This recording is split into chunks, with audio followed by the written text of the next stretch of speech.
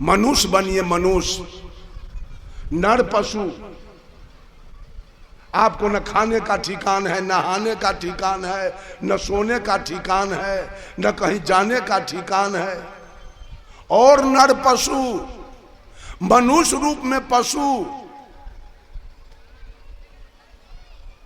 अगर मनुष्य हैं तो मनुष्य बन के रहिए। तारी, दारू, मांस, मछली, गांजा, भांग, बीड़ी, सिगरेट, पान, सुपारी, शिखर, पराग। एक कबीरपंथी की बेटी का विवाह हो गया धोखा से मांसाहारी परिवार में। जब वो ससुराल गई, ससुराल के लोग उसे मांस बनाने के लिए, मछली बनाने के लिए कहा करते थे। ये तो साफ जवाब दिया, न हम बना सकते हैं और न हम खा सकते हैं। अब ससुराल के लोग इसको प्रताड़ित करना शुरू किया, कोई गाली देवे, कोई मारे। अब एकांत में बैठ के ही महिला रोती थी और सोचती थी अपने मन में कि मेरे बाप और मेरे भाई को क्या सूझा कि इस चंडाल के गले में हमको लेके बांध दिया। इतना लंबा उम्र इस चंडाल सबके साथ हम काटेंगे कैसे। रो रही थी। तभी एक कम उम्र का साधु, 15 से 20 वर्ष के उम्र का साधु उसी रास्ते से जा रहा था। इस महिला का नजर पड़ गया। जाके साधु बाबा को साहेब बंदगी किया और पूछती है, बाबा कहाँ जा रहे हो? बाबा ने कहा, दिघौन में सत्संग है, वहीं मैं जा रहा हूं। तो ये कहती है, बाबा वापस कब होगे? कहा, कल। बाबा मेरे घर पर तुम जरूर आना। कहा, कौन है घर तुम्हारा? वो महिला बता दिया। कल होके बाबा आ गए उसके दरवाजे पर। दरवाजे पर से आवाज लगाया। वो महिला घर में से दौड़ के आई, बाबा जी को साहेब बंदगी किया और पूछती है, बाबा इतना सवेरे? तो साधु बाबा कहे, कहीं सवेर में अबेर हो जाए। उसके बाद साधु बाबा पूछे, दुल्हन इस घर में अकेली रहती हो, तुम्हारे ससुर कहाँ है? तुम्हारी सास कहाँ है? तुम्हारा दुल्हा कहाँ है? तो दुल्हन कहती है, बाबा मेरे ससुर का अभी जन्म नहीं हुआ है, और सास मेरी 2 बरस की है, और दुल्हा मेरा 12 बरस का है। तो साधु बाबा कहे कि कुछ भोजन करा सकती हो? तो दुल्हन कहती है, बाबा भोजन तो हम कराते, लेकिन यहाँ बसिया चलता है, ताजा नहीं मिलेगा। साधु बाबा कहे, बसिया हम नहीं पाते हैं, और चल दिया। साधु जब चल दिया तो गांव के औरत सब अगल बगल बैठ के आई साधु और महिला के बात को सुन रही थी।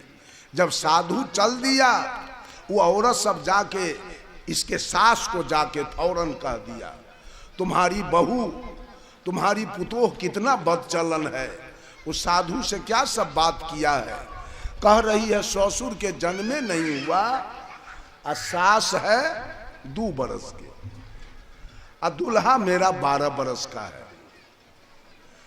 अब बताओ, जिसके ससुर का जन्म न हो, सास 2 बरस के हो, उसको बहू कहां से आ गई? पुतोह कहां से आ गई? अगर हमारी पुतोह होती, हमारी बहू होती, तो अभी उसको हम घर से निकाल के बाहर करते। उसके सास को आग लग गई बात सुनकर। तुरंत 2-4 गो नौजवान को कहती है, बाबू देखो तो बाबाजी किधर गया, उसको पकड़ के लाओ।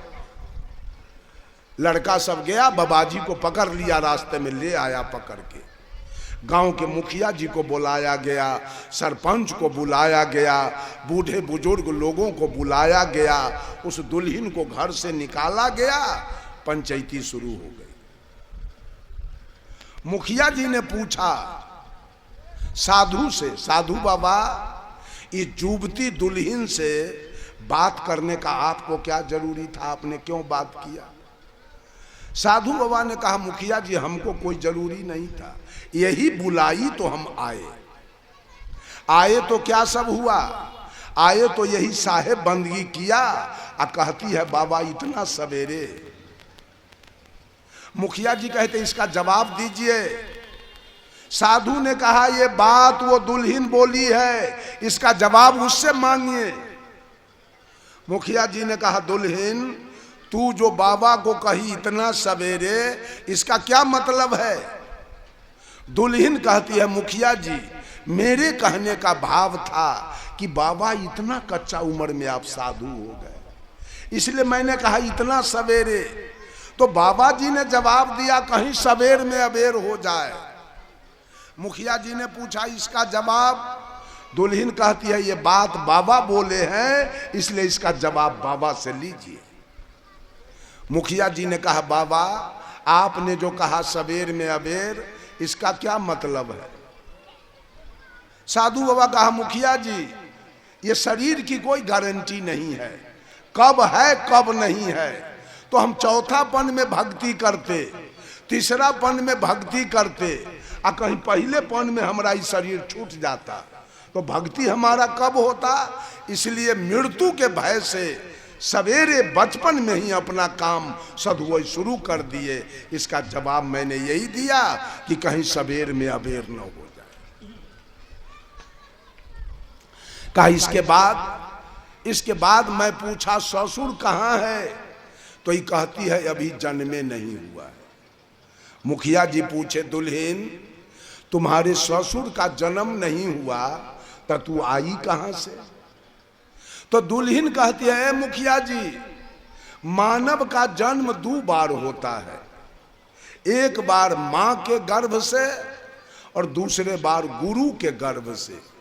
मां के गर्भ से आने वाले चोर, बेईमान, दलाल, घूसखोर, हत्यारा, बलात्कारी, मांस खाने वाला, मछली खाने वाला, तारी, दारू, गांजा, भांग, बीड़ी, सिगरेट, पान, सुपारी, शिखर, पराग, जर्दा की मां के गर्भ से आने वाला, डंटी मारने वाला, मिलावटबाजी करने वाला सब होता है। और दूसरा बार गुरु के गर्भ से जन्म लेता है। ए मुखिया जी वो साधु होता है, वो संत होता है, वो सदगुरु होता है, वो जोगी होता है, वो अवधूत होता है, वो बीतराग होता है, वो प्रबुद्ध होता है, वो निर्वाण होता है, वो सन्यासी होता है, वो विरक्त होता है, वो सदाचारी होता है, वो ब्रह्मचारी होता है। ए मुखिया जी इस अभागे से पूछो, ससुर के तरफ इशारा करती है, इस अभागे से पूछो कि अभी इसका आदमी में जन्म हुआ?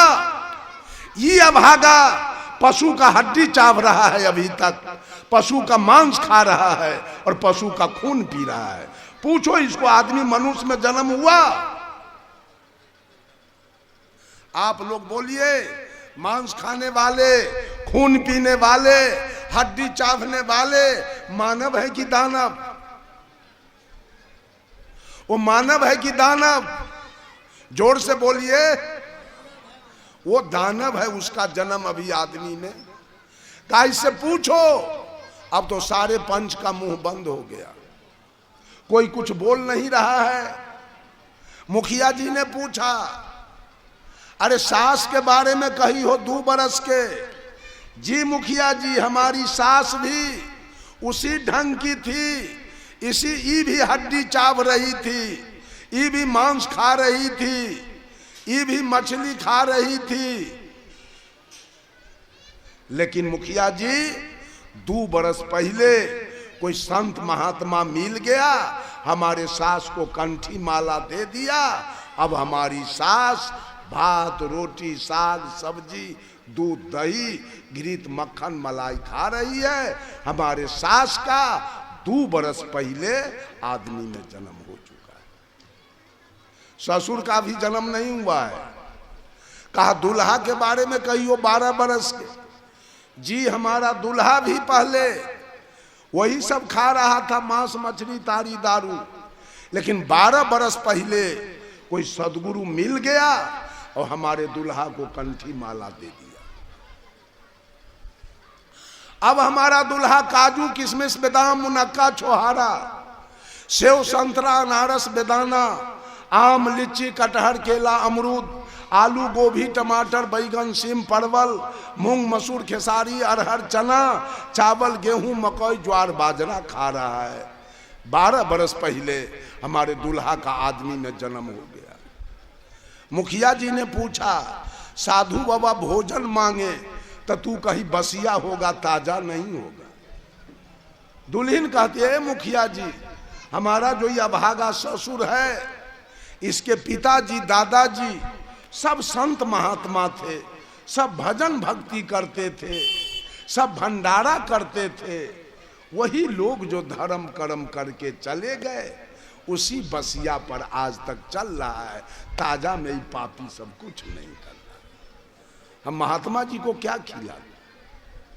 सारे गांव के लोग उस दुल्हन के विचार से, पूरे गांव के लोग कंठी माला लिया, शाकाहारी हो गए, एक भी मांसाहारी नहीं बच पाए।